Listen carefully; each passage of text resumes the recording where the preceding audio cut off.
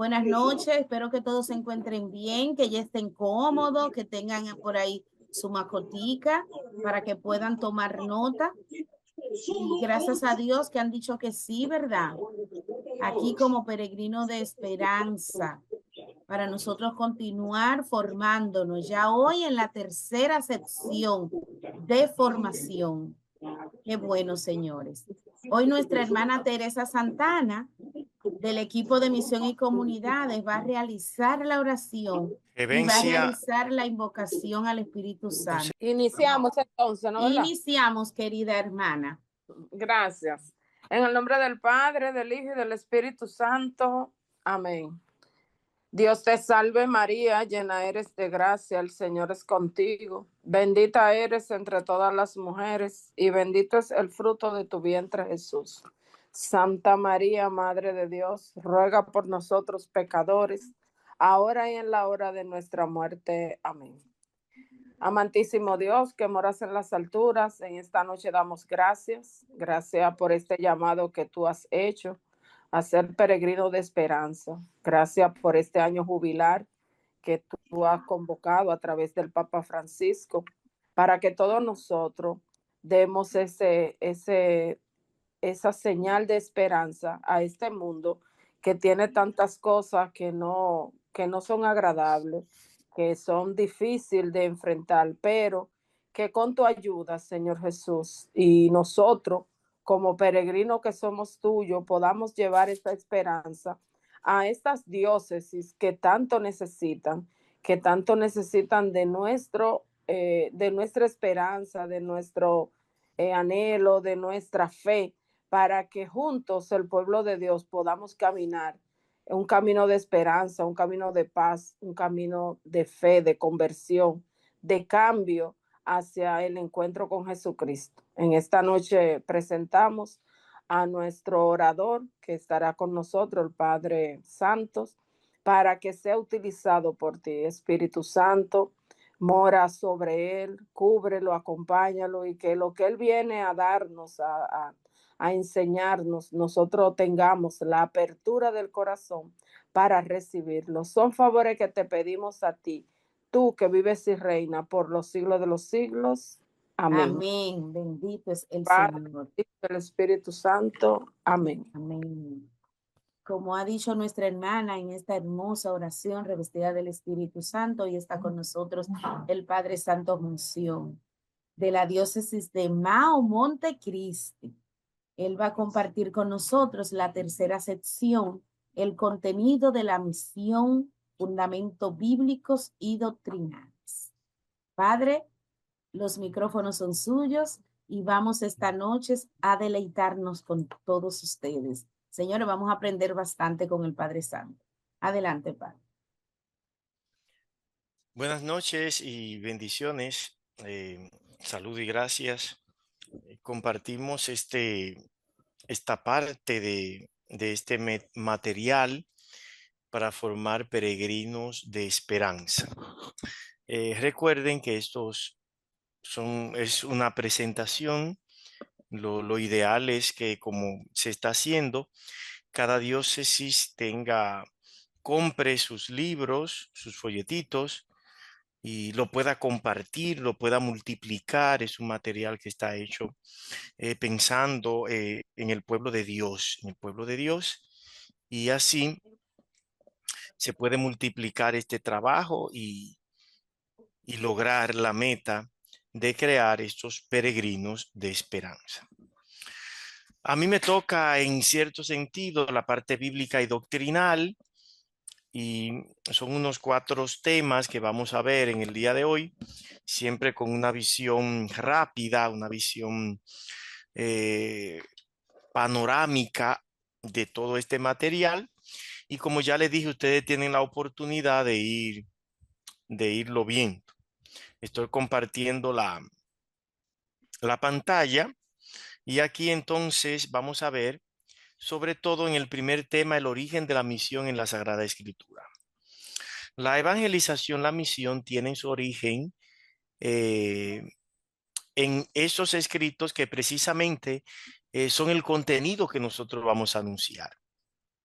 Las Sagradas Escrituras muestran claramente cómo Cristo hizo partícipe a sus apóstoles, y de ahí nosotros vamos en sucesión apostólica, los obispos, y ellos delegan también esa misión en nosotros, comunicar el mandato divino. Jesús siempre fue claro en torno a la misión y encomendó a sus discípulos el mensaje del reino, un mensaje que no podía circunscribirse a sitios específicos, sino que era un mensaje que tenía que permear toda la humanidad. El gran mandato misionero está en Mateo 28, 19, 20. Aquí se lo voy a colocar en amarillo para que ustedes puedan verlo, pero ustedes pueden tener su Biblia ahí. El mandato misionero, la Gran Comisión dice: por tanto, vayan y hagan discípulos a todos los pueblos, enseñándoles a que guarden todas las cosas que les he mandado, y he aquí, bautizándolos en el nombre del Padre, del Hijo, del Espíritu Santo, y enseñándole a guardar todas las cosas que le he mandado. He aquí que yo estoy con ustedes todos los días hasta el fin del mundo. Este es el mandato. Ahora hay que preguntarse claramente cuál es el mandato. Esto es complicado, porque muchas veces se malinterpreta. Miren, se lo puse en verde cuál es el mandato. Vayan y hagan discípulos. Esos son los mandatos. Ir y hacer discípulos. Le voy a poner en morado cuáles son las formas en que vamos a hacer discípulos, con dos participios que están claros ahí. ¿Cuáles son? Bautizándolos y enseñándoles. Y Jesús al final crea una comisión, se automanda diciendo: yo estaré con ustedes todos los días hasta el fin del mundo. La permanencia presente del Señor, que ya lo había dicho en este evangelio, cuando habla claramente del Emmanuel, el Dios con nosotros. ¿Por qué le pongo en verde y en morado estos dos aspectos? Porque se han malinterpretado. Vayan y hagan discípulos, y la gente entiende, bauticen, por ejemplo. Y por eso muchas veces tenemos en la iglesia cantidades de bautizos, pero no tenemos discípulos, o no tenemos gente que esté instruida. Y qué bueno que ustedes están aquí, porque esto nos da esperanza. La misión cristiana es hacer discípulos, obedecer al Padre por medio de Jesús y luego hacer discípulos. ¿Cómo? Los bautizamos y les enseñamos todo lo que ha sido mandado. Para eso, entonces, es vital que el discípulo se forme, se instruya, y así va a poder cada día más comprender el mensaje de Jesús. Marcos también tiene un aspecto, una cita similar. Mírenla acá. Marcos 16, 15, 20. 15, 16. Vayan por todo el mundo y prediquen el evangelio a toda criatura. El que crea y se bautice será salvo, mas el que no crea será condenado. Vayan por todo el mundo. Lucas también, cuando está el envío de los 72 en el capítulo 10, dice lo siguiente: después de estas cosas, designó el Señor otros 70, a quien envió de dos en dos, delante de él, a todas las ciudades y lugares a donde él había de ir, y les decía: la mies es mucha, mas los obreros son pocos. Rueguen pues al dueño de la mies para que envíe obreros a su mies. Este mandato resalta la necesidad de obreros para la cosecha espiritual. La misión requiere de trabajadores dispuestos por el reino. Y vemos claramente que en los tres textos que hemos visto, Mateo, Marcos y Lucas, enfocan dos cosas claras: el mandato de Jesús, vayan, y la segunda cosa, prediquen el evangelio a todas las naciones. También el libro de los Hechos de los Apóstoles, el libro de los Hechos de los Apóstoles, toca esta realidad de la misión, porque habla claramente de la misión encomendada a los discípulos después de la resurrección. Y aquí, por ejemplo, podemos ver el texto de Hechos 1:8. Pero recibirán poder cuando haya venido sobre ustedes el Espíritu Santo y serán mis testigos en Jerusalén, en toda Judea, en Samaria y hasta los confines de la tierra. Hechos agrega la presencia vital del Evangelio, del Espíritu Santo. Para misionar, para expandir el reino, necesitamos ser que guiados por el Espíritu, conducidos por el Espíritu. Esto es claramente lo que le pasó también a Pablo, porque el libro de los Hechos de los Apóstoles, en la segunda parte, aborda todas las misiones, todas las campañas misioneras del apóstol Pablo. Entonces, Pablo, en sus viajes y en sus escritos, nos muestra cómo se debe expandir el evangelio. Por ejemplo, el mismo Pablo, aquí en Primera de Corintios 9:16, dice una frase interesante. Ay de mí si no predico el evangelio. Ay de mí si yo no predico el evangelio. Él estaba totalmente convencido que su misión era predicar la palabra. Y por eso, aún estando en la cárcel y no encontraba a quien predicarle, llamó al soldado y le predicó y lo convirtió. Miren qué tremendo era Pablo, que llama incluso al soldado cuando se ve que lo tienen encarcelado. Él utiliza dos estrategias para evangelizar: las cartas, y también evangelizó a aquellos que lo estaban encerrando. Santísimo, pero este era un hombre que estaba totalmente convencido. A lo largo, como es también doctrinal, es decir, no es tan solo bíblico, por ejemplo, el Concilio Vaticano II, un documento que todo cristiano debería tenerlo, tiene un decreto que se llama Ad Gentes, que se titula así: Decreto de la Actividad Misionera de la Iglesia. El decreto Ad Gentes dice lo siguiente: Ad Gentes significa hacia la gente. Entonces, ¿qué dice este documento? La iglesia que fue enviada por Cristo para anunciar el evangelio a todos los pueblos debe predicar la palabra de Dios a todo el mundo. Ad Gentes 1. Nuestra misión, este deber de la iglesia, a la cual no puede renunciar, como decía Pablo, ay de mí, está cimentado en la escritura y en los documentos. La iglesia tiene obligatoriamente que, para ser iglesia, predicar el evangelio. Es algo que es inherente a su ser propio. Como ahora se está hablando de la sinodalidad, de la participación, de la comunión, de la eclesialidad, tenemos que decir también que la iglesia es, por esencia, misionera. Por ejemplo, este es uno de los documentos más famosos sobre la misión, la exhortación apostólica Evangelii Nuncianti. Y este documento dice en el número 14, la iglesia existe para evangelizar. Miren qué belleza. El ser de mi existencia como iglesia es evangelizar. Y es un mandato que implica razón de ser, pero al mismo tiempo es tarea. Tarea.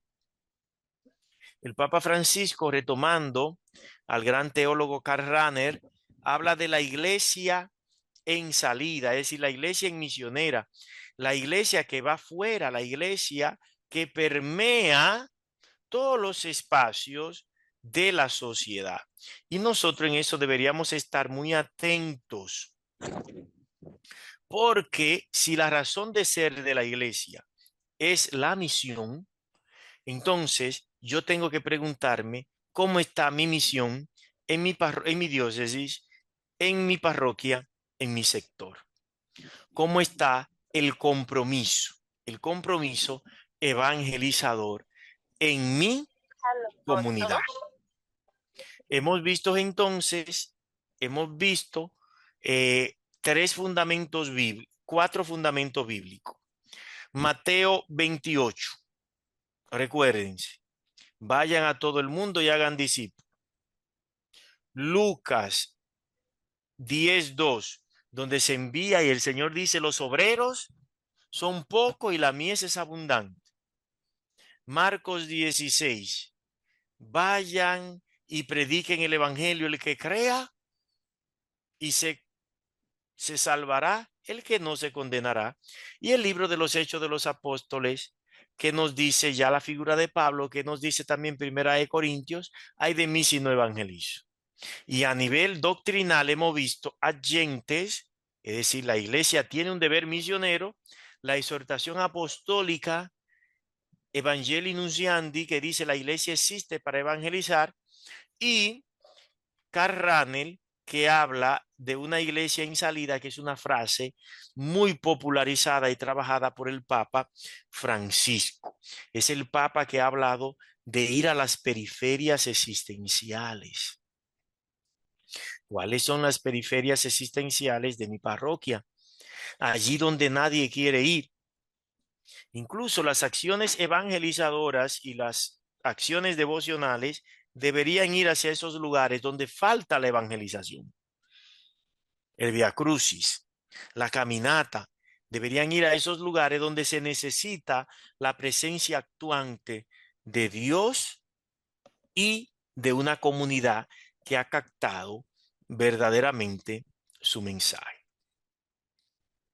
Por ejemplo, el documento termina siempre con unas preguntitas para colocarle a ustedes y ponerlo en sintonía y que puedan también responder. Por ejemplo, aquí tenemos las preguntas. ¿Cómo entiendes el mandato de Jesús en Mateo 28, 19, 20? Donde se llama a ser discípulo de todas las naciones. ¿Qué implica esto? ¿Cómo me implico yo en la misión cotidiana de la iglesia? ¿Cómo me involucro?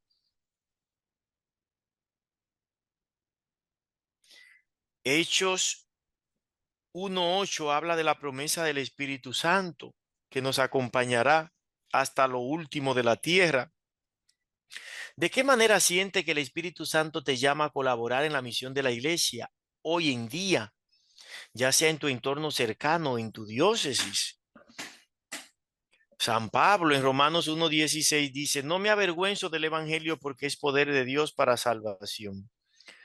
¿Cómo podemos como comunidad cristiana vivir con alegría y sin temor el mandato misionero?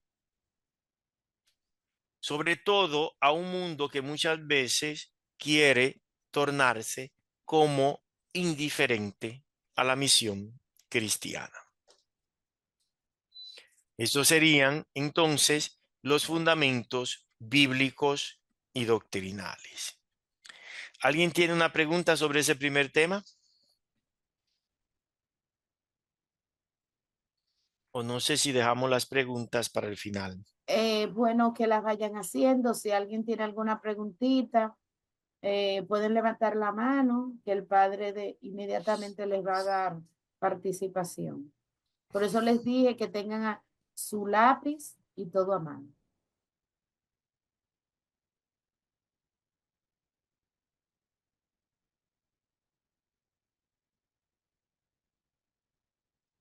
Bueno, seguimos, padre. Bien, mientras se van motivando, ahí vemos el segundo tema, la imagen de Dios y del ser humano en las Sagradas Escrituras.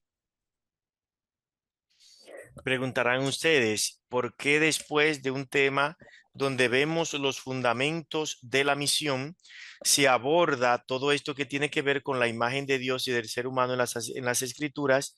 Y es porque es vital que yo tenga una concepción del ser humano y una concepción de Dios para evangelizar. Sin esas concepciones, entonces la el pilar de la enseñanza bíblica no tiene cimiento, no tiene cimiento. Entonces, miremos acá. El concepto de imagen y semejanza de Dios, referido al ser humano, ya está en el primer capítulo del libro del Génesis. Génesis 1, 26, 27. Dice Dios, hagamos al hombre a nuestra imagen, conforme a nuestra semejanza, y señoreen los peces del mar, las aves del cielo, las bestias, toda la tierra y todo reptil que se arrastra sobre la tierra. Y creó Dios al hombre a su imagen. A imagen de Dios lo creó, varón y hembra lo creó. Este pasaje es fundamental, es clave para comprender que el ser humano fue creado con una relación única y especial con Dios. La imagen de Dios implica que los seres humanos tienen una dignidad especial dentro de las criaturas. Esta imagen y semejanza no implica que el hombre tenga que ser, el ser humano tenga que ser un tirano, sino que es la capacidad que viene de Dios para amarle a Él y para relacionarse con Él, pero también para relacionarse con las criaturas, con los seres del mundo. San Agustín nos decía, somos imagen de Dios en la medida que tenemos la capacidad de conocer y de amar, que son dos atributos de Dios mismo.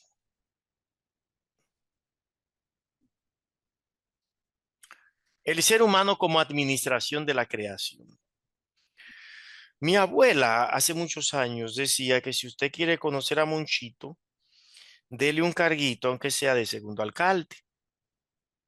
Porque hay gente que desde que le dan un cargo, inmediatamente interpreta que tienen que acabar con todo.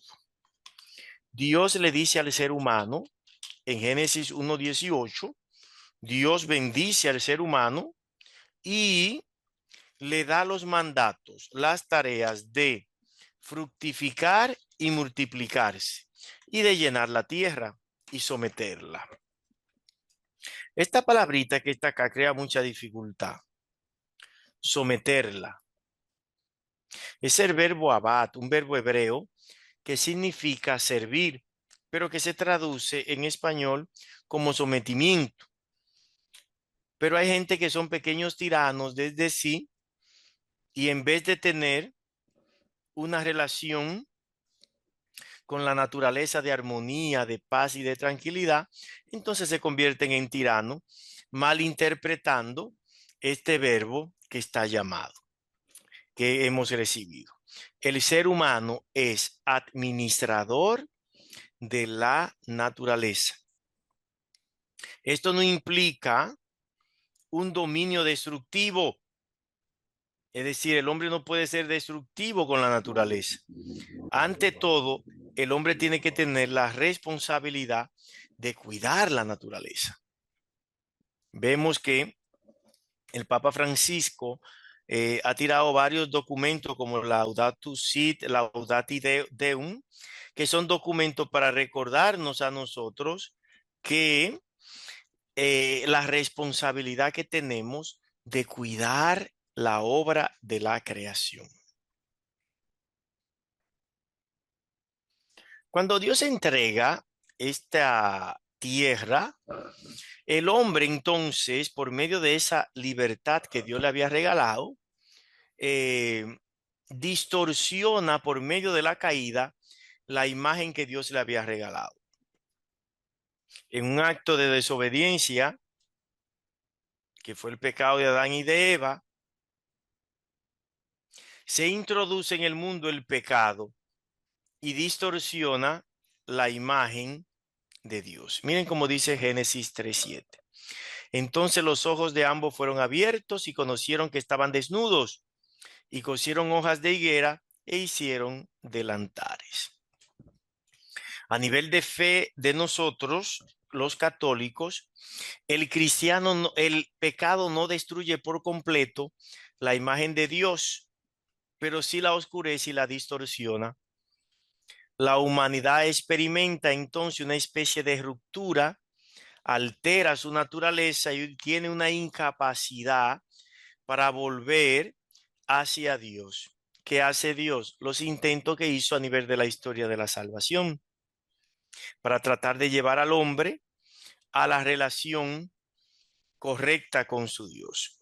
Por ejemplo, dice el Catecismo de la Iglesia Católica, refiriéndose a esa mancha que ha quedado, que le llamamos pecado original, dice: el pecado original ha dejado en el hombre un desorden que impide que viva en armonía con Dios, consigo mismo y con los demás.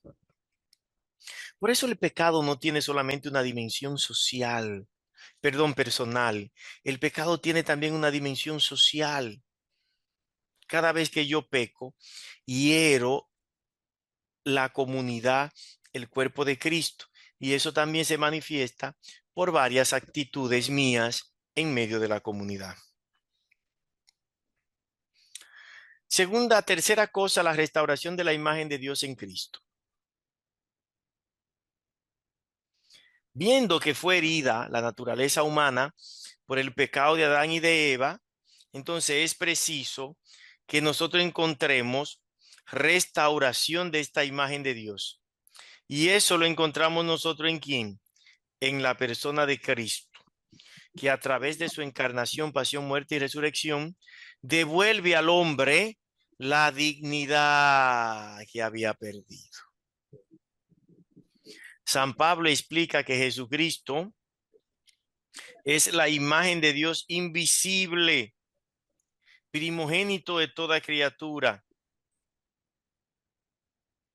Miren aquí este himno bellísimo de Colosenses. Él es la imagen de Dios invisible, primogénito de toda criatura, porque en él fueron creadas todas las cosas, y todas las cosas subsisten por él.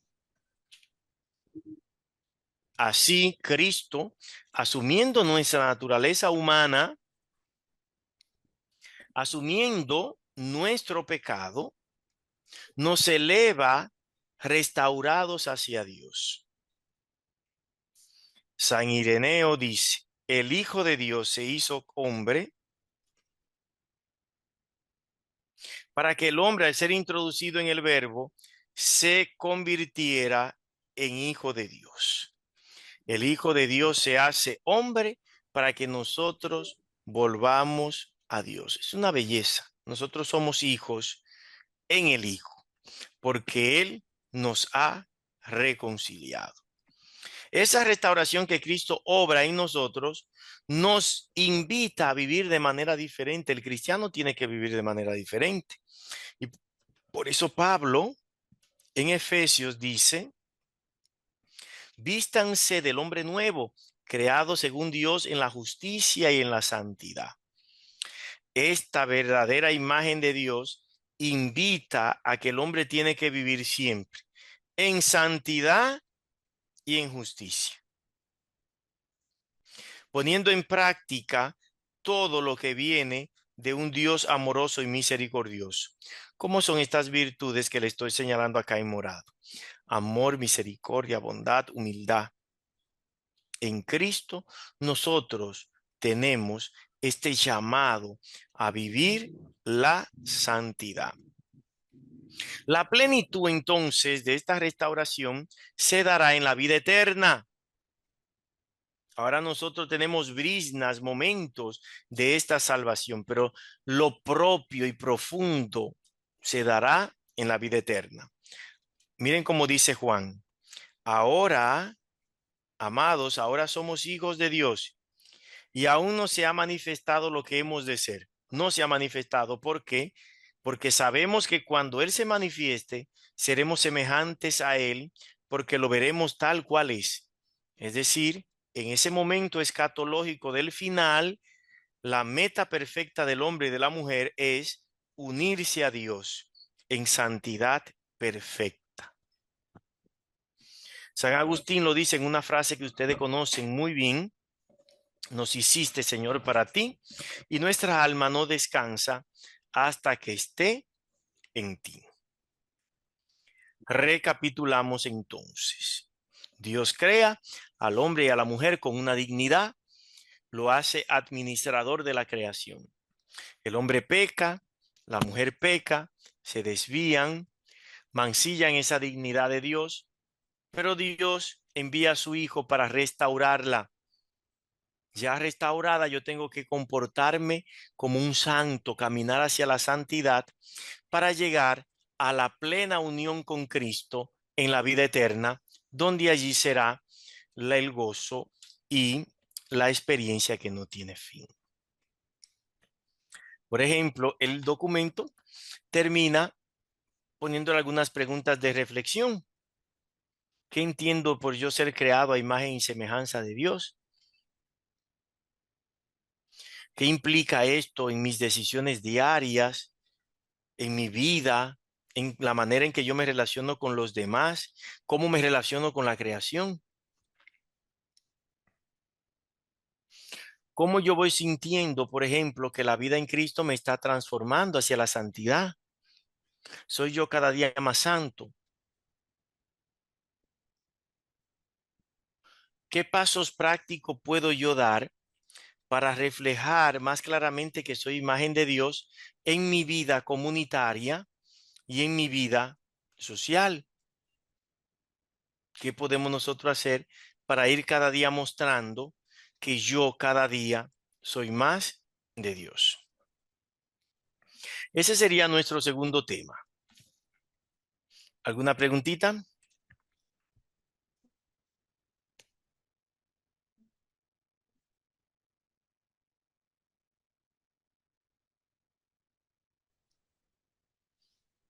¿Mm? ¿Alguien se motiva? ¿Algún comentario antes de continuar? Bueno, al parecer o estamos entendiendo todo muy bien o no sé qué es lo que Mené pasa. la cabeza para ver si esta mañana El entendiendo padre, todo. vamos a ver si nos despertamos, ¿verdad? Porque el padre está explicando bastante bien y ustedes recuerden que somos peregrinos de esperanza, que debemos de formarnos para poder enseñarles a otros. Este es el momento de las preguntas. Padre, usted está explicando demasiado bien, muy explícito, al grado que no hay pregunta o no sé qué es lo que pasa. Pero yo sé que yo estoy entendiendo. Padre, aquí, ¿me escucha? Sí. Padre, me ha gustado mucho el desarrollo del tema, pero mi pregunta va, ¿cómo se va a formar Peregrinos en la Esperanza? Y serán nuevas personas para esta formación. No será no iremos muy harto con este tema con el segundo tema que usted nos está dando. Aquí donde estamos hablando de la imagen de Dios y de llamado a la santidad. Ya. No sé si me doy a explicar, no sé Sí, si sí, me sí, doy. entiendo. Pero un peregrino de esperanza, un peregrino de esperanza es alguien que ha comprendido claramente la misión que Dios le ha encomendado. Un peregrino de esperanza es aquel que ha comprendido que es imagen verdaderamente de Dios, porque la esperanza de nosotros en quien está es en Dios. Sí, Entonces yo soy imagen de Dios y por eso soy peregrino de esperanza. Incluso cuando yo le comunico al otro que tiene que salir del pecado, que tiene que recuperar, vivir en santidad, que tiene que dejar algunas situaciones que están mancillando la dignidad y la imagen de Dios que él tiene. Yo estoy siendo un peregrino de esperanza para ese hombre, para esa mujer, porque le estoy diciendo cómo usted tiene que caminar, cómo usted tiene que vivir para ir cada día más allá. Entonces, el tema está muy bien colocado ahí porque yo tengo ya el mandato de Jesucristo, pero cuando yo caigo en la conciencia de que yo soy imagen de Dios, cuando yo caigo en la conciencia de que tengo que vivir en gracia para predicar, pues entonces me voy haciendo peregrino de esperanza para salvarme, pero también voy invitando a los otros a salvarse. Dígame, Padre. Bueno, mi saludo para ti y para todos. Realmente la explicación está muy acertada. O sea, que quizá, por lo menos yo siento que lo voy disfrutando de manera espiritual también. O sea, que se te agradece la forma. Pero la pregunta que decía la hermana, es bueno que lo tengamos en cuenta nosotros. Ser peregrino de esperanza no es para los neófitos.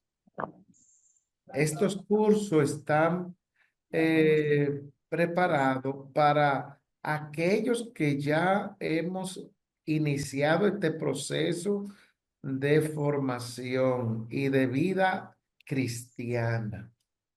O sea, los que estamos aquí tienen que tener en cuenta esto. Vendrán otros cursos, otros momentos. Aquí lo que queremos es, ya, por ejemplo, aquí hay 90 personas que estamos participando. Ninguno, aquí no debe haber una persona que haya que comenzar por la letra A de la evangelización, sino cómo nosotros realmente podemos ser peregrinos de esperanza, por ejemplo, en este tema. ¿Cuáles son los fundamentos claves, esenciales de cómo me presenta la Biblia y cómo yo debo presentar esa imagen de la persona, esa imagen de Dios y por supuesto después imagen de la iglesia? Luego vendrán materiales más digeridos para vamos a llamarle así los neófitos, pero la pregunta del hermano es muy válida. Lo único que recuerden que estamos preparando es peregrinos de esperanza, o sea, personas que ya, como decía el Padre Santo, ya han vivido una experiencia y están fortaleciendo, están para renovar su fe y se vuelvan, como ya dijimos al principio, y ya el Padre Santo lo insistía muy bien, multiplicadores de este material para conformar en las parroquias o en el mismo movimiento que usted pertenece, otros peregrinos de esperanza. Esa es la idea. Usted sabe, padre, que también el instituto tiene materiales ya, porque está Exacto. el Manual de Misionero, Historia de la Salvación, el Anuncio Exacto. del Querigma, que son unos libros muy buenos y que están para los neófitos, para aquella persona que se están iniciando. Y son libros que yo creo que todo el pueblo de Dios debería tenerlo porque están muy, muy bien hechos. Bien, pues entonces continuaría con el tercer tema. La misión, la acción misionera de la iglesia tiene elementos característicos y en las Sagradas Escrituras estos elementos están señalados. Estos elementos característicos, antes de enumerarlo, yo quisiera agregar el aspecto de que es tan necesario en el día de hoy, que es una misión efectiva y afectiva. Es decir, hay que involucrarse también afectivamente en la misión. Asumir esto, como decimos nosotros, con devoción, con entrega, que se note. Yo recuerdo que cuando estaba pequeño decían una frase que la poca devoción quita las ganas de rezar. Entonces uno dice, a esto hay que ponerle pasión, pasión. Y por ejemplo, un primer elemento claro es el anuncio del reino. El anuncio del reino, Jesús lo hizo de manera sencilla, de manera humana, colocando el reino como una transformación del presente, pero también centrando ese reino venidero cuando estemos en el cielo. Por ejemplo, miren cómo Marcos inicia su evangelio con una declaración fundamental en el versículo 15 del capítulo 1. El tiempo se ha cumplido, el reino está cerca, arrepiéntanse y crean en el evangelio. Vean que el anuncio del reino lleva como ingrediente principal el arrepentimiento de la persona y la creencia de la persona. Es decir, hay una maduración aquí de la fe antes de anunciar el reino. El reino entonces no es un concepto que no se pueda como interpretar, no es algo abstracto, sino que Jesús lo coloca como algo concreto que está a la puerta y cerca y que por tanto, ante la venida del reino, la inminencia del reino, esa venida del reino, es decir, a nosotros arrepiéntanse que Jesús está cerca. No, yo no tengo que asustarme, no tengo que desesperarme. Ante la venida del reino, yo tengo que seguir viviendo, ¿qué cosa? Mi proceso de conversión y de entrega, de maduración de la fe. Por ejemplo, este reino en Mateo está descrito con parábolas. Estas parábolas están, por ejemplo, como el grano de mostaza y el poquito de levadura que fermenta la masa. Son cositas pequeñitas, el granito de mostaza y el chin de levadura que usted usa para fermentar. Pero sin embargo, muestran que su acción pequeña y constante vence gigantes, como la levadura, la masa. Así se nos dice que el reino comienza pequeñito, sencillo, pero crece y se expande. Pensemos nosotros, cuando se empezó a gestar esta idea de peregrinos de esperanza, solamente fue una idea simple y sencilla. Esa idea se puso por escrito y miren en el día de hoy por dónde vamos nosotros, impactando vidas reales por medio de este mensaje de ser peregrinos de esperanza.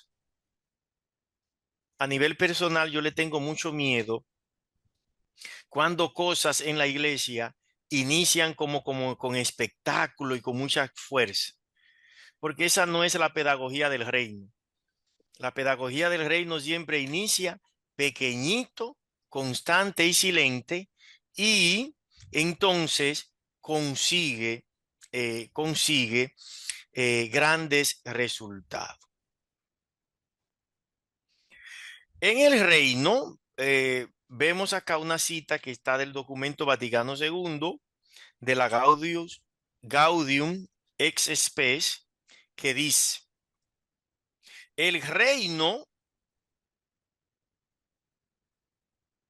en el que los hombres ya participan, pero que aún no se ha consumado, tiene un valor universal.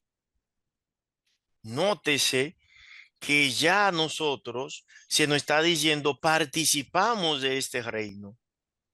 No se ha consumado porque había un teólogo que le llaman Moltmann que hablaba del ya, pero el todavía no.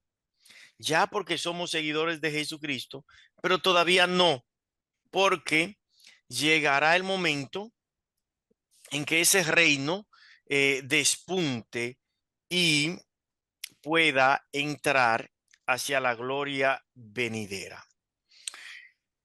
Algo que es muy importante acá en el reino es el enfoque en los marginados. Miren, el reino no solamente implica un cambio de estructura, un cambio mental, de conversión interior. La conversión también implica de mentalidad, de estructura, que permea incluso los entramados sociales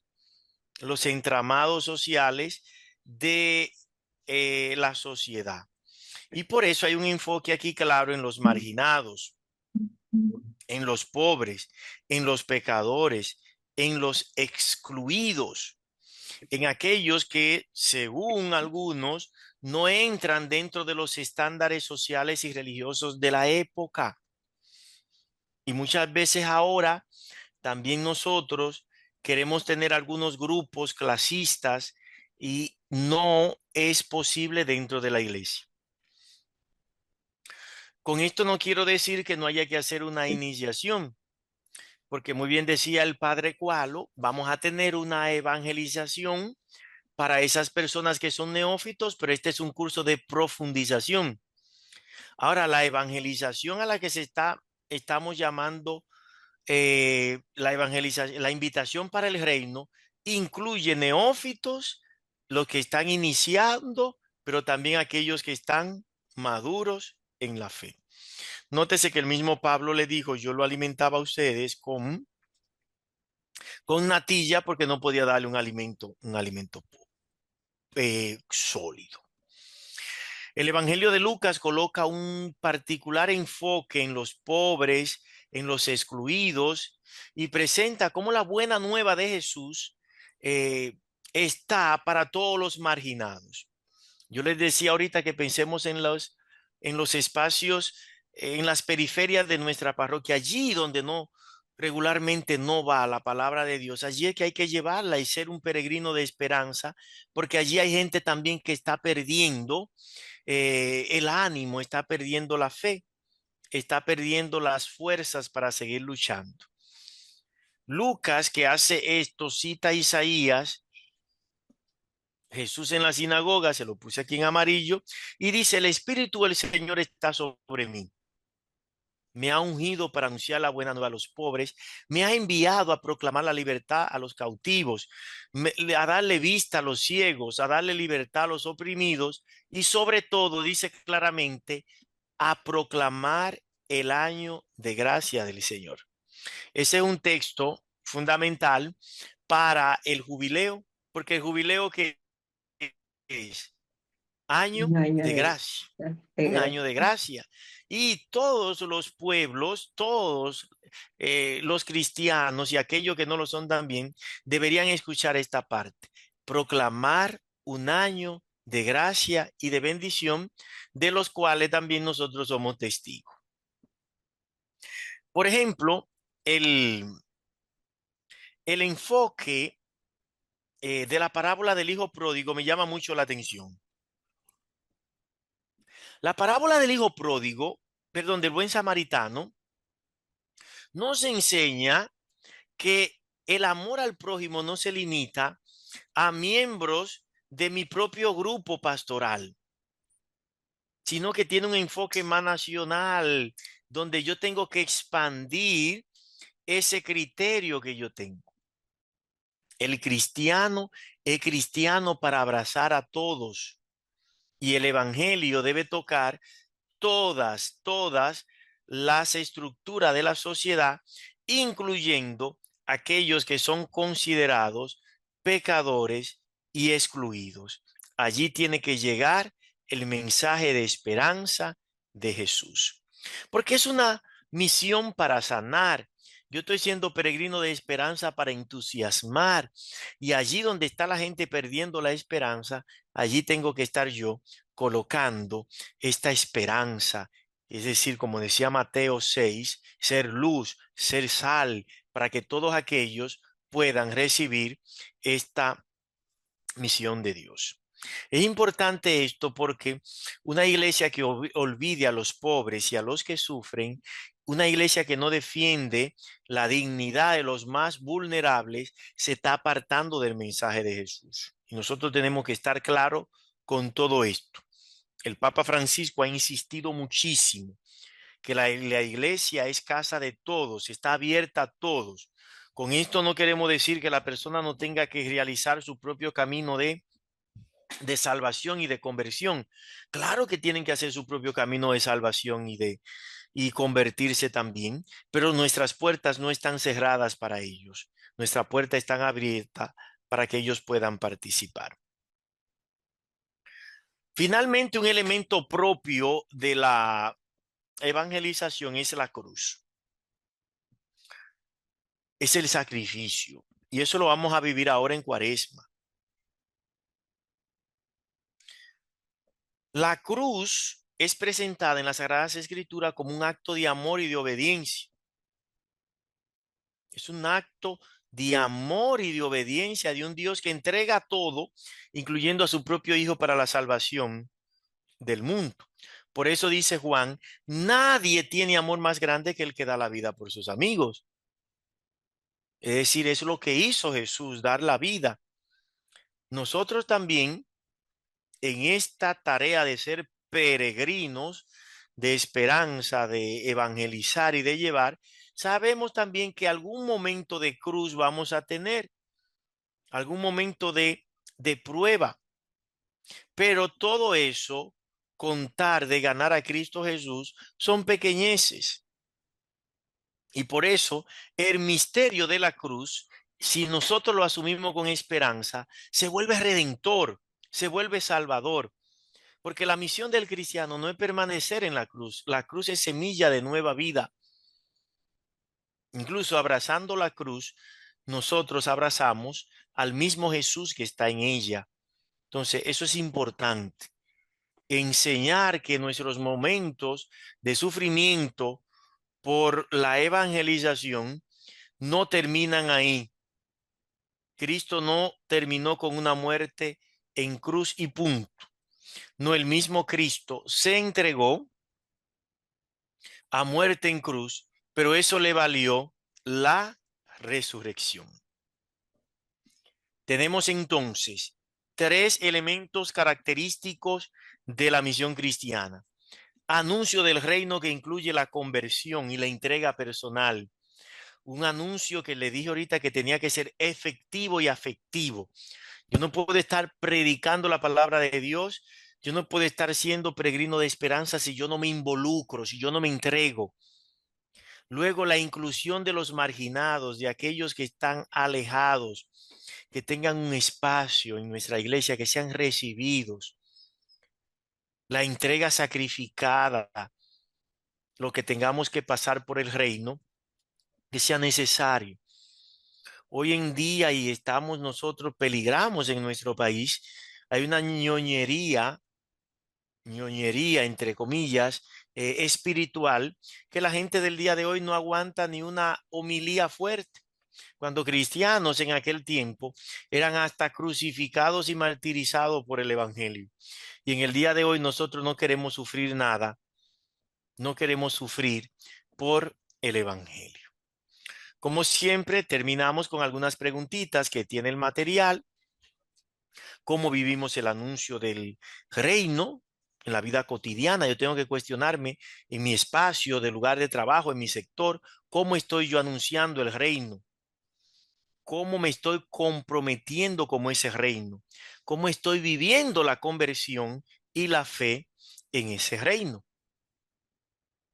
Y luego, ¿cómo podemos responder, por ejemplo, al llamado de Jesús para acercarnos al que sufre, al que está marginado, al que necesita? ¿Mm? ¿Estoy yo siendo pobre con los pobres? Luego, ¿estamos dispuestos a seguir a Jesús en el camino de sacrificio y de la entrega por los demás? Ofrezco mi vida por el bienestar del evangelio, viviendo, tomando la cruz en los momentos difíciles, haciendo gestos cotidianos de servicio y de solidaridad. Son cositas que necesariamente tienen que estar claras. ¿Alguna preguntita? Esa taza. Esa taza. Buenas noches, padre. Buenas noches, Eduardo. Eduardo Martínez, de este lado. Fíjese, realmente lo importante de, de este material, volviendo un poquito atrás, es un material que tiene un alcance general y es un material rico en contenido porque se supone que estamos preparando, ¿verdad? Formadores, estamos preparando misioneros que van a formar a otras personas y es bueno tener un marco referencial amplio, de tal manera que cada uno de los temas fue pensado en primer lugar en crear esa metodología que el misionero formador pueda tener elementos a su disposición para esa labor de peregrino de esperanza. Lo primero es que nosotros tenemos un principio y es que la palabra mueve, pero el ejemplo arrastra.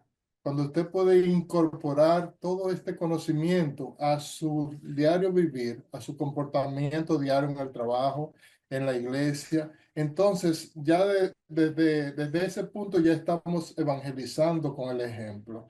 Entonces, la parte que habla sobre todo de relacionar a Dios, sabemos que nadie puede hablar de Dios si no le conoce. Si no conocemos a Dios, si no hemos cultivado esa relación de amistad con Dios, pues lo que vamos a llevar a los demás es un discurso, no un testimonio de vida.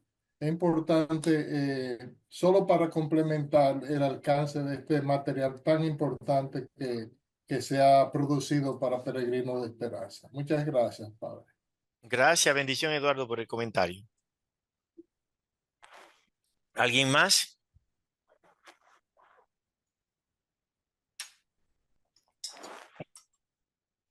Bien, abordo este cuarto tema sobre los grandes prototipos de misioneros en las primeras comunidades cristianas.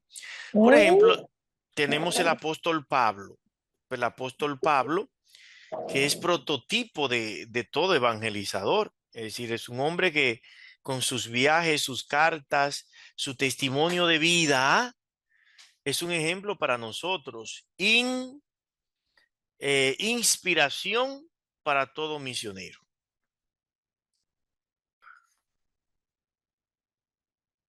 Por ejemplo, nosotros partimos hablando de este llamado, de esta invitación de Jesús. Vayan por todo el mundo y prediquen el evangelio a toda criatura. Esa predicación implica el testimonio, como ya mencionaba el hermano Eduardo. Es decir, estamos llamados a la conversión para edificar las comunidades cristianas. Y el apóstol Pablo se erige como modelo ejemplar. Su vida comienza de manera dramática con una conversión camino a Damasco, que lo convierte de ser un perseguidor de cristianos a ser apóstol de todas las naciones. Él es testimonio de la gracia de Dios y símbolo de lo que una persona puede alcanzar cuando se entrega a Dios. Miren lo que dice Ananías en Hechos 9:15. Lo que le dice Dios a Ananías en Hechos 9:15. Este es un instrumento escogido por mí para llevar mi nombre ante los gentiles, los reyes y los hijos de Israel. La elección de Pablo entonces implica que el evangelio se expande, sale de los límites de Palestina y permea todas las naciones de la tierra. Incluso nosotros somos fruto de eso. Pablo se presenta entonces como prototipo misionero, no solo por el celo y la dedicación, sino también por la estrategia, el enfoque pastoral y teológico. Ese era un hombre que buscaba la manera de predicar. Decía él, porque si anuncio el evangelio, no tengo de qué gloriarme, pues es una necesidad impuesta sobre mí. Ay de mí si no evangelizo. Esta expresión muestra que Pablo estaba comprometido con su misión. Como ya lo he dicho, efectiva y afectivamente comprometido con su mandato misionero. Y por eso iba por todos los lugares formando comunidades. ¿Cuáles son las características de este Pablo? Fíjense, cuando yo estaba pequeño, me regalaron un yo-yo. Ustedes saben lo que es un yo-yo. Muevan la cabeza si saben lo que es un yo-yo. ¿Por qué pongo este ejemplo del yo-yo? Porque el yo-yo ya da vueltas sobre sí mismo. Y hay siempre testimonios y personas que son como el yo-yo, giran sobre sí mismo. Pablo siempre dijo que era un misionero por gracia de Dios. Yo soy misionero de la gracia y por gracia de Dios. Nunca fue autorreferencial. Nunca andaba resaltando sus méritos y todos sus esfuerzos. Miren cómo dice él ahí en 1 Corintios 15:10. Por la gracia de Dios soy lo que soy. Incluso ser peregrino de esperanza, es decir, ser testigo de esperanza, es que vamos a llevar otra esperanza que no es la nuestra. Y ahí entonces viene claramente la intervención del grande. Entonces, que Pablo supiera y tuviera siempre consciente de que él era lo que era por gracia de Dios, le valió en su camino no estar buscando reconocimientos, sino estar haciendo su servicio entregado constantemente, siendo instrumento de la gracia de Dios. Otra segunda característica de Pablo es que Pablo concibió la misión como universal, el evangelio para todos. Pablo no andaba etiquetando a nadie para predicarle. Yo le dije a ustedes, cuando los judíos no le hicieron caso, se fue para donde los gentiles. Y lo bonito es que, como le decía al inicio, cuando fue encarcelado, que no encontraba a quien predicarle, llama al guardia que lo estaba criticando y le predica el evangelio y lo bautiza. Miren qué cosa, qué compromiso tenía este apóstol con la misión, porque era tanto así que en todo momento él se sabía un misionero, un testigo, y viajó muchísimo, anduvo muchísimo.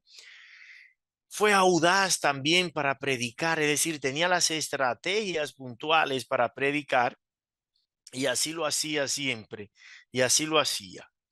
Nosotros también tenemos que buscar siempre las maneras y las formas para llevar, para que el mensaje llegue. No podemos desvirtuar el mensaje, pero sí buscar la manera en que este mensaje pueda llegar. Pablo fue un misionero que sufrió, pero que permaneció. Sufrimiento y perseverancia definen la misión de Pablo.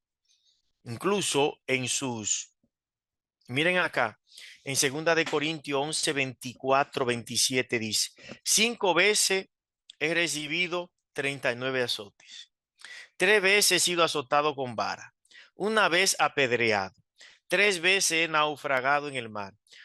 1 noche y 1 día he estado como náufrago en alta mar. En varios viajes tuve peligros en ríos, peligros de ladrones, de mis compatriotas, de los gentiles. Estuve en el desierto, acusado por falsos hermanos. Es decir, ese hombre sufrió de todo, pero él siempre supo que sus sufrimientos eran una manera de participar en los mismos padecimientos de Cristo. Y por eso, a pesar de todo ese sufrimiento, nunca desmayó. Siempre estuvo en misión constante, porque él testificaba a Cristo. Esa entrega le ha valido que Pablo sea entonces prototipo de misión para nosotros. Finalmente, Pablo concibe su anuncio como una manera de edificar a la iglesia. Pablo era profundamente eclesial, tenía un profundo amor por la iglesia. Eso siempre tiene que estar claro por nosotros, amar a nuestra iglesia.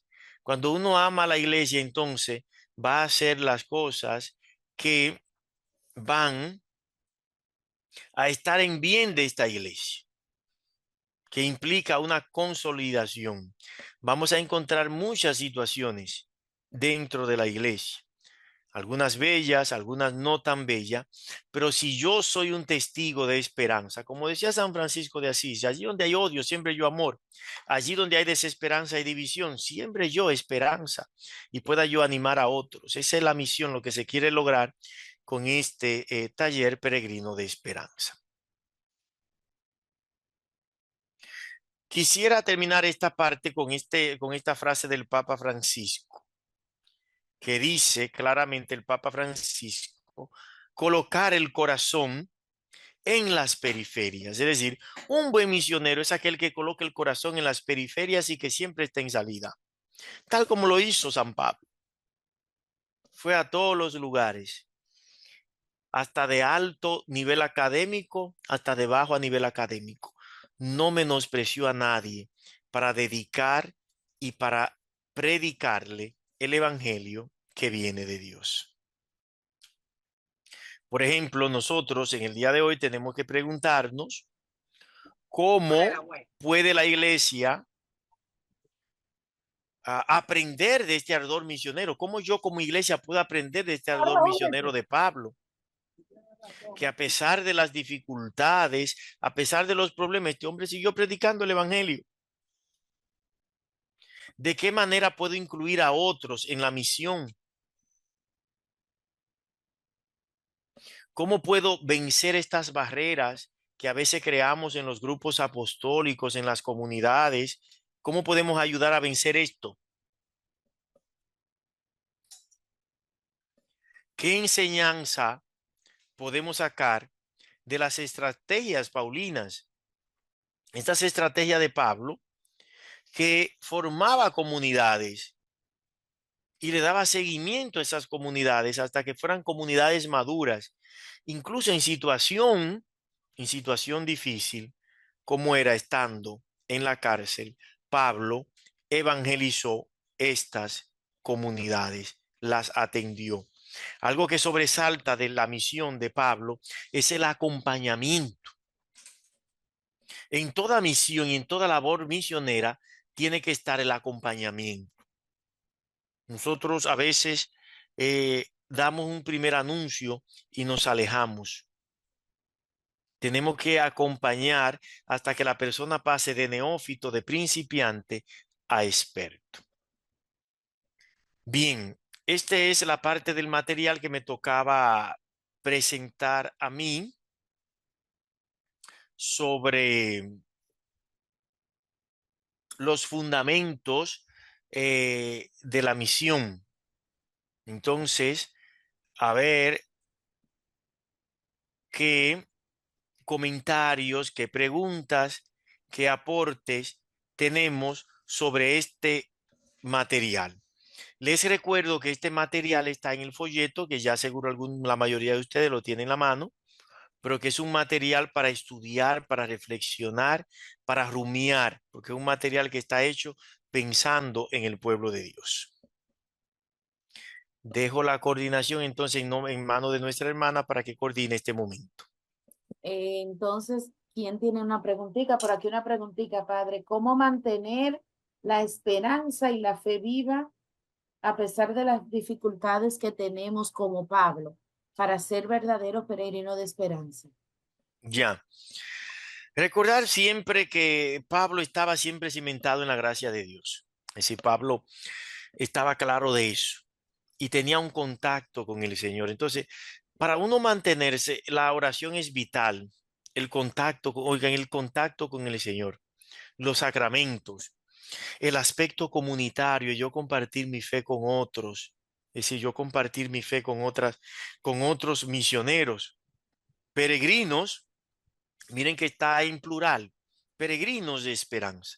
Es decir, no es algo singular, yo tengo que caminar con otros. Entra el aspecto de la sinodalidad, el crecer, el poder tener este aspecto comunitario que muchas veces se quiere sacar de la fe y que es tan necesario en el día de hoy.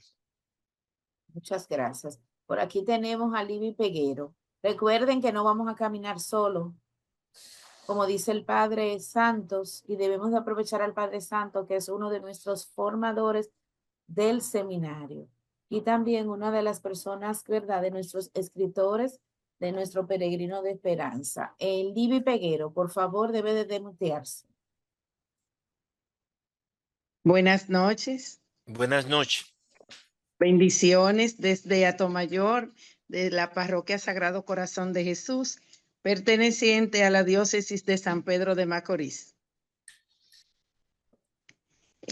Un comentario sobre tan importante tema que se está trabajando en esta noche. Nosotros como misioneros de esperanza, lo primero aparte de todo lo que usted tan claramente nos ha explicado, es mantener esa chispa, mantener ese ánimo, mantener esa fe, trabajar primero en nosotros mismos, ir reflexionando, avanzando y pedirle al Señor fe, fuerza, sabiduría, esperanza, sobre todo esa fuerza que nos ayuda a seguir caminando. No importa el lugar, no importa hacia dónde seamos enviados. Lo importante es llevar la palabra, llevar el mensaje, pero no tiene ningún sentido ir a hablar de la palabra si no la vivimos, si no somos ejemplo, si no es en nuestro accionar con el amigo, con el familiar, donde laboramos, donde quiera que nosotros nos encontremos, tenemos que marcar ese sello, marcar esa diferencia de lo que realmente estamos viviendo. Muchas gracias y bendecida noche. Gracias, Libby Peguero. Señor me la bendiga mucho. Amén. Hermana Teresa. Por aquí dice, sí, Teresa que está levantando sus manos. Bueno, la manito. Sí, Enciende el micrófono, Teresa. Bien, diga. Teresa, desde la diócesis de San Pedro de Macorís. Me ha gustado mucho esta exponencia de nuestro querido sacerdote, en el cual él se ha basado mucho en la experiencia del apóstol San Pablo.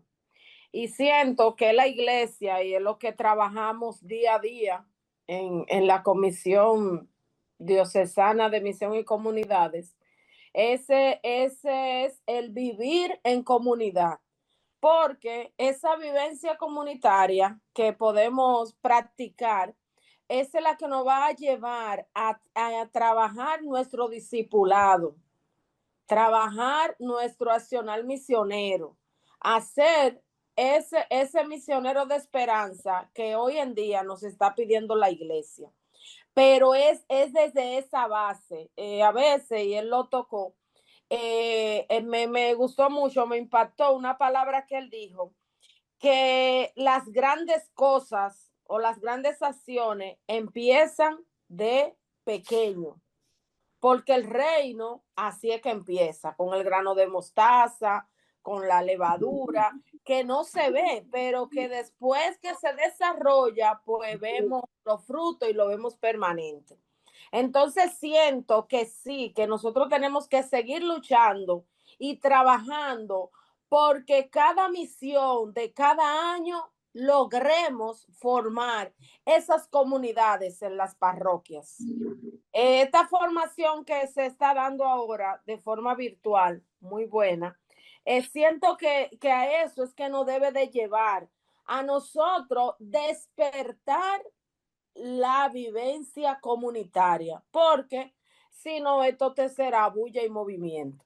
Entonces, el reino, como el Padre Santo así y me gustó mucho, lo dijo, se trabaja de a poquito, se trabaja al paso en el sentido de que empieza pequeñito y donde uno no ve nada, donde en una comunidad uno se reúne quizá con 4 gente y dice, ay Dios, yo la semana que viene a reunirme con esas 4 gente más.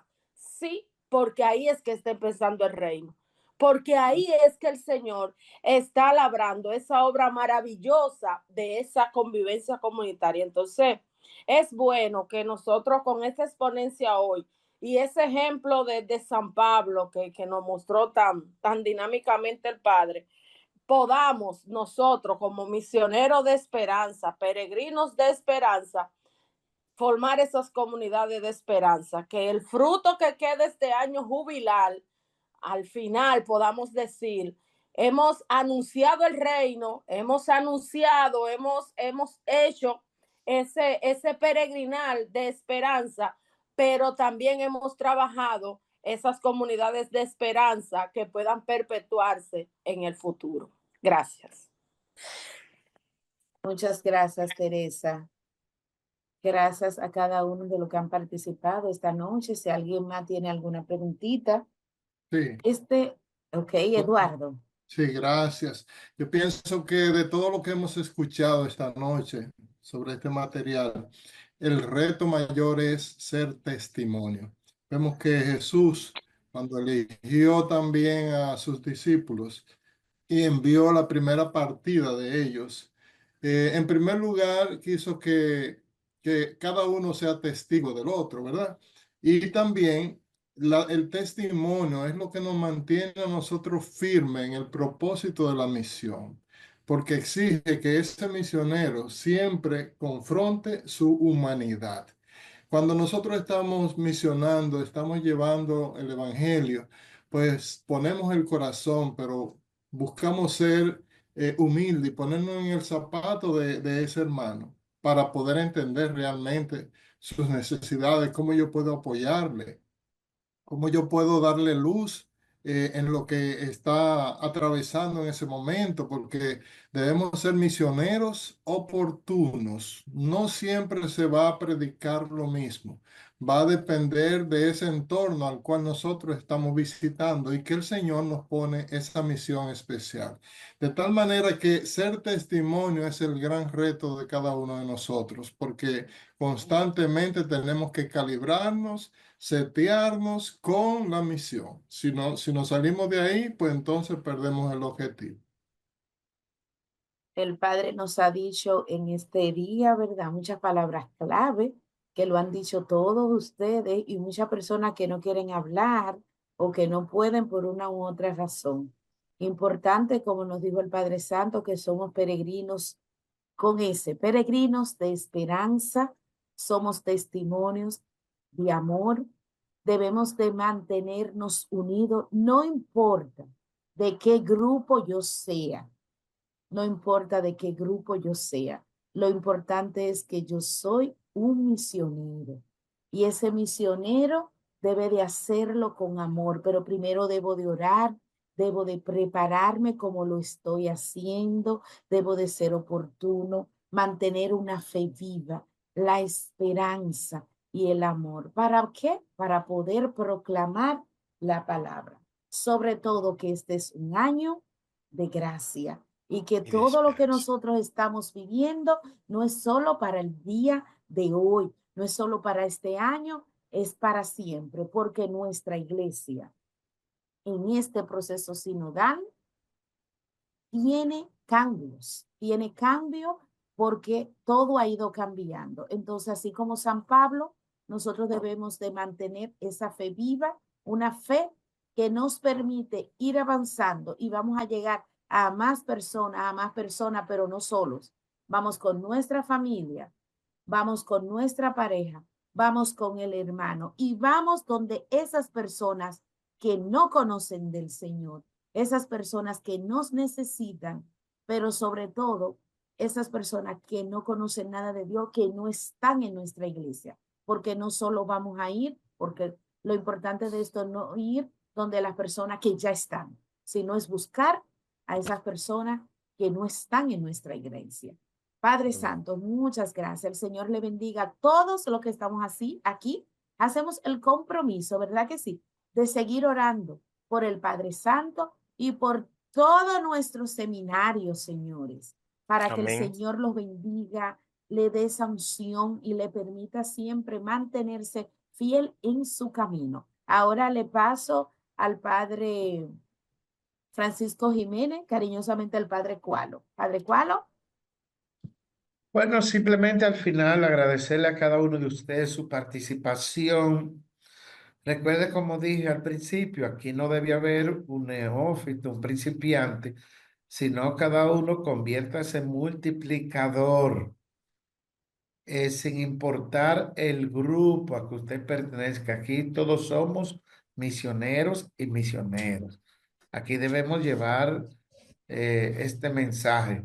Y si no, en el grupo que usted esté, sea hasta en el grupo de los motoconchistas o de los, en la junta de vecinos, donde quiera.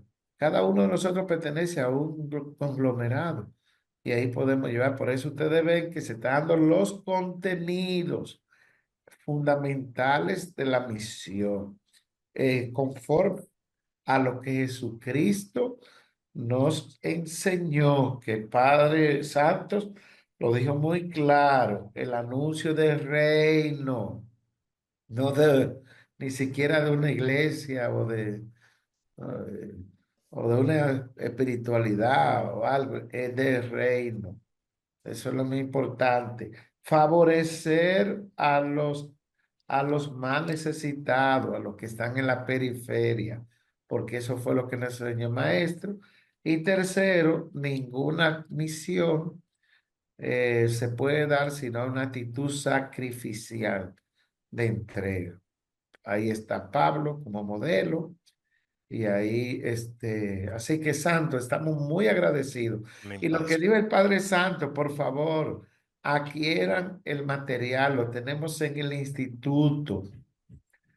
Es un material formativo de crecimiento para cualquier grupo. Y todos estamos en este proceso de aprendizaje frente a las nuevas situaciones. Así que simplemente búsquenlo y multiplíquenlo en las escuelas. Yo veo que aquí hay muchos maestros y maestras. Pues en las escuelas usted puede llevar el material y quedarse con lo más esencial. Así que gracias a todos. Recuerden que estamos dando este curso también por la voz de María. Sé que Santo en algún momento nos va a ofrecer su presencia en estos encuentros. O sea, la idea es que esto llegue a mucha gente, porque nos esperan tiempo de misión a partir de, de mayo. Estamos ahora en el tiempo formación de los peregrinos, para luego salir también a llevar esta formación. Así que le pedimos a la Santísima Virgen María que nos acompañe, ella que vivió de verdad, fue la primera misionera que nos ayuda a ser peregrinos, auténticos peregrinos de esperanza. Dios te salve María, María, llena llena eres eres de de gracia, gracia, el Gracias, Señor el es Señor es contigo, contigo. bendita Bendita tú tú eres eres entre entre todas todas las las mujeres. mujeres y bendito es el fruto de tu vientre Jesús. Santa María, Madre de Dios, ruega por nosotros los pecadores, ahora y en la hora de nuestra muerte. Amén. Y que el Señor les bendiga y le asista siempre. Que la Santísima Virgen le acompañe siempre con su intercesión. En el nombre del Padre y del Hijo y del Espíritu Santo. Amén. Peregrino de esperanza, caminando hacia la Pascua. Caminando hacia la paz.